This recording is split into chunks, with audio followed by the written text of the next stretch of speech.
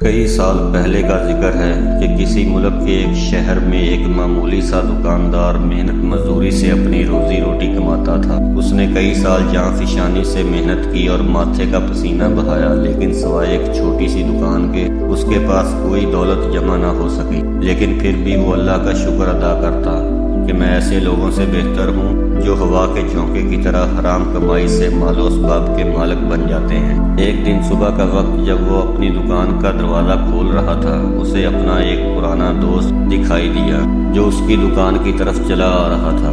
جب وہ دکان میں داخل ہوا تو اپنی چادر میں چھپائی ہوئی ایک تھیلی نکالی اور اس کے سامنے رکھ کر کہنے لگا، میرے دوست، میرا ارادہ سفر پر جانے کا ہے۔ اس تھیلی میں 1000 دینار ہے۔ کیا میری واپسی تک تم اسے اپنے پاس امانت رکھ سکتے ہو؟ مجھے یقین ہے کہ تم اس کی حفاظت کرو گے، کیونکہ اس پورے شہر میں تم جیسا دیانتدار شخص ملنا بہت مشکل ہے۔ دکاندار کہنے لگا، اپنی تھیلی میرے حوالے کر دو اور نہایت اطمینان اور راحت کے ساتھ سفر کے لیے نکل جاؤ۔ میں تمہاری واپسی تک اپنی جان کی طرح اس تھیلی کی حفاظت کروں گا۔ دوست نے تھیلی دکاندار کے حوالے کر دی اور اسے خدا حافظ کہہ کر روانہ ہو گیا۔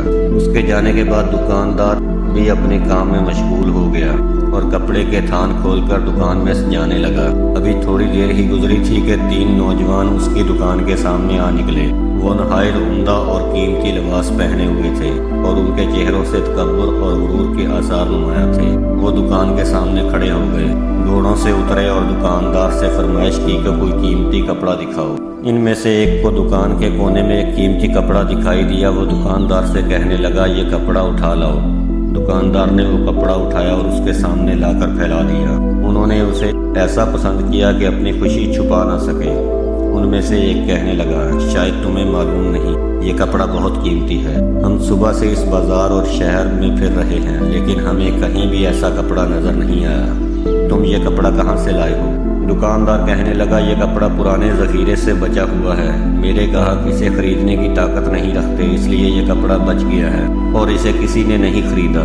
یہ سن کر انہوں نے کپڑا اٹھایا اور بغیر کچھ کہے سنے وہاں سے چل دیے۔ دکاندار ان کے پیچھے دوڑا اور کہنے لگا، اس کپڑے کی قیمت تو دیتے جاؤ۔ ان میں سے ایک نوجوان جو اپنے ساتھیوں سے قداور تھا کہنے لگا، کل شام شاہی محل آ جانا، ہم بادشاہ کے مصاحب ہیں، وہاں آ کر ہمارا پتہ معلوم کرنا اور کپڑے کی قیمت لے لینا۔ دکاندار یہ بات سن کر خاموش ہو گیا، کیونکہ وہ جانتا تھا کہ ان سے زور زبردستی قیمت لینا ممکن نہیں۔ اللہ اللہ کر کے دن گزرا اور وہ اپنے دوست کی امانت والی تھیلی لے کر شام کو گھر واپس چلا گیا اور اسے گھر کے ایک کونے میں چھپا دیا۔ اگلے دن وہ گدھے پر سوار ہو کر بادشاہ کے محل کی طرف چل پڑا تاکہ ان سے کپڑے کی قیمت طلب کرے، لیکن یہ سادہ لو دکاندار ان کی اصلی حقیقت سے ناواقف تھا اور خوش تھا کہ ابھی تھوڑی دیر میں کپڑے کی قیمت وصول کر لے گا۔ جب وہ محل کے پاس پہنچا تو اس نے دیکھا کہ چاروں طرف شاہی چوبدار کھڑے ہیں۔ اس نے انہیں ان نوجوانوں کی نشانی بتائی جو کپڑا خرید کر لے گئے تھے۔ چوبدار نے جب دکاندار کی بات سنی تو کہنے لگا، تم کل آنا، کل تمہیں تمہاری قیمت مل جائے گی۔ دکاندار تو یہ سوچ کر آیا تھا کہ وہ بہت جلد اچھی خاصی رقم کا مالک بن جائے گا، لیکن یہاں کے حالات دیکھ کر شرمندگی سے واپس چلا گیا۔ پھر دوسرے دن جب وہ رقم لینے کے لیے آیا تو اسے 1 ہفتہ بعد آنے کے لیے کہا گیا اور اسی طرح اگلے ہفتے بھی یہی ہوا۔ ایک دن دکاندار خود سے کہنے لگا، میں کئی ہفتوں سے اپنی رقم کے لیے چکر لگا رہا ہوں، لیکن مجھے خالی ہاتھ لوٹا دیا جاتا ہے۔ آخر کار وہ پھر سے ایک دن اپنی رقم وصول کرنے کے لیے گیا تو ایک نیک دل چوبدار اسے ایک کونے میں لے گیا اور کہنے لگا، تم کیسے سادہ لوح انسان ہو، بادشاہ کے مصاحب نے ہمیں حکم دے رکھا ہے کہ اس شکل و صورت کا کوئی بھی شخص رقم لینے کے لیے آئے تو اسے آج کل کا کہہ کر ٹال دینا، یہاں تک کہ وہ تھک جائے۔ تم خود بھی سوچو، تم کب سے چکر لگا رہے ہو، لیکن یہاں رقم کی کوئی نشانی نہیں، اس لیے زیادہ سر درد نہ لو اور اپنی رقم کو بھول جاؤ۔ لیکن دکاندار ہمت نہ ہارا۔ ایک دن وہ کہیں سفر کے لیے جا رہا تھا تو اس نے دیکھا کہ وہی نوجوان گھوڑوں پر سوار تیزی سے جا رہے تھے۔ وہ آگے بڑھا، مسکراتے ہوئے انہیں سلام کیا اور کپڑے کی رقم طلب کی۔ انہوں نے دکاندار کی بات سنی اور کہکا لگا کر ہنسنے لگے۔ ان میں سے ایک کہنے لگا، کیا پاگل ہو گئے ہو؟ کون سی رقم، کون سا کپڑا؟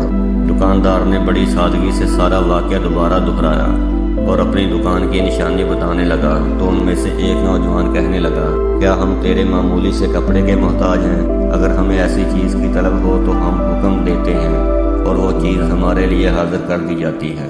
ہمیں اتنی فرصت نہیں کہ بازار جائیں اور تم جیسے معمولی دکاندار سے کپڑا خریدیں۔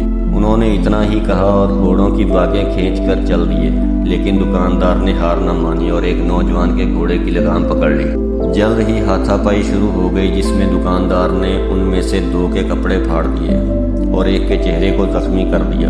اسی جھگڑے کے نتیجے میں دکاندار کو اپنی دکان اور ساری جمع پونجی سے ہاتھ دھونا پڑا، لیکن جب مشکلیں انتہا کو پہنچ گئیں تو اللہ کی مدد آ پہنچی۔ ایک دن ایک اجنبی اس کے دروازے پر آیا اور کہنے لگا، میں تمہارے دوست کا پیغام لایا ہوں۔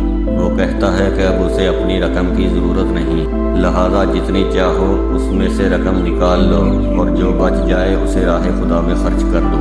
دکاندار نے جب وہ پیغام سنا تو اس کی آنکھوں سے آنسو جاری ہو گئے۔ اس نے اللہ کا شکر ادا کیا اور اپنی ساری مشکلات سے نجات پا لی۔ یہ کہانی ہمیں سکھاتی ہے کہ صبر، دیانتداری اور اللہ پر بھروسہ کرنے والے کبھی خسارے میں نہیں رہتے۔